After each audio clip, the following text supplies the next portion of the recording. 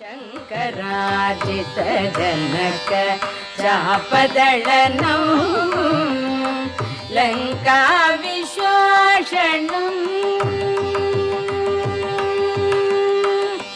लङ्का विश्वासनं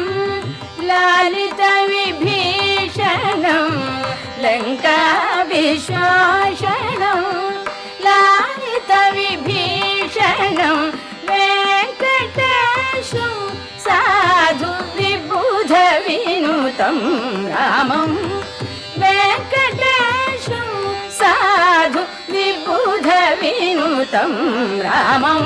देवदेवं भजे दिव्य प्रभावं